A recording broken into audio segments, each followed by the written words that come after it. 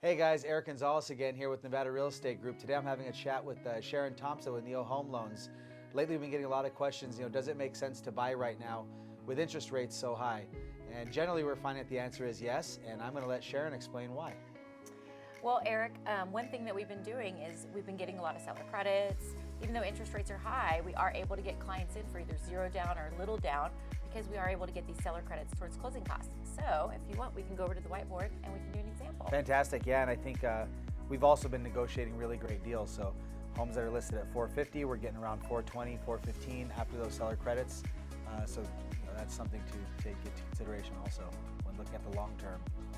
Absolutely. So let's see it. Okay.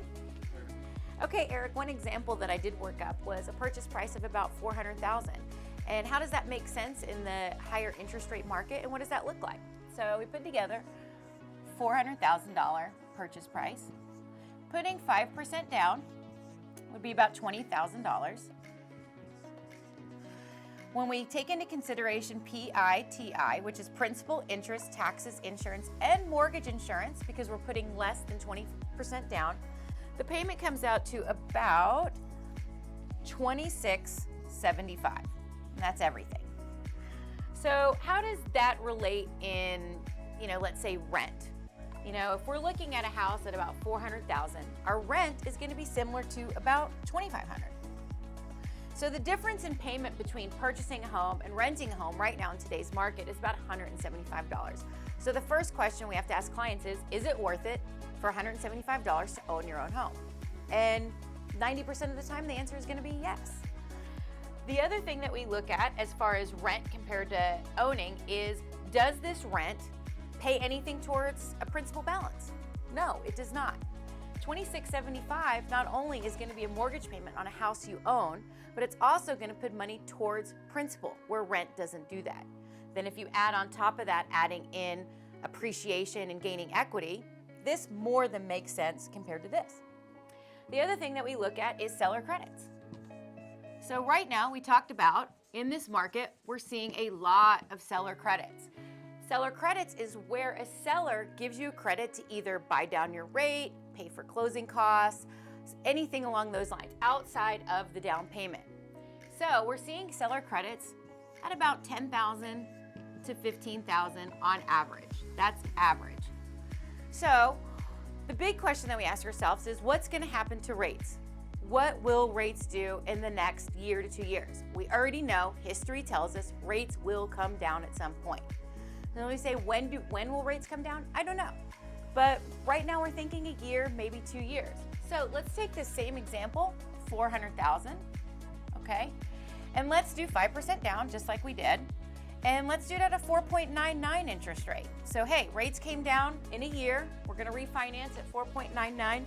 That payment comes out to $23.72 on average, depending on credit score, et cetera, et cetera. So the difference between these two payments is, let me look at my notes, $303.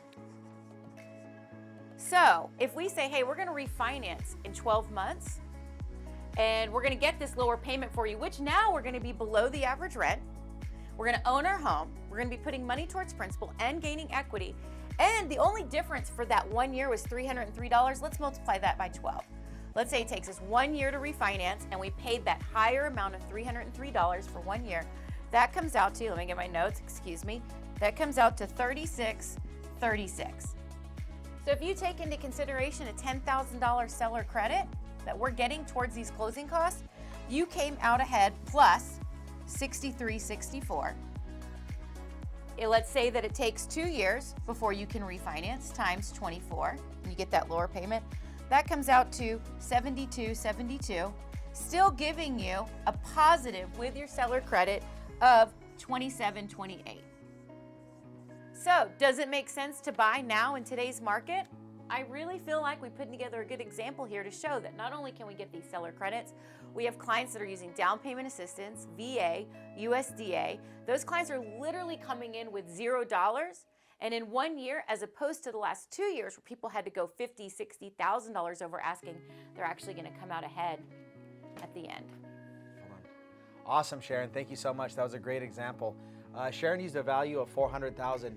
keep in mind last year that $400,000 home would probably run you anywhere from $430,000 to $450,000 depending on the neighborhood, the condition of the home, etc. All in all, I think it's a great time to buy, and we appreciate you breaking that down for us, Sharon. Absolutely. It's always a good time to be a homeowner. If you have any questions in regards to current rates, what your payments might look like on a home, in a price point that works for you, reach out to myself and I'll connect you with Sharon. She'd be happy to go over those numbers with you.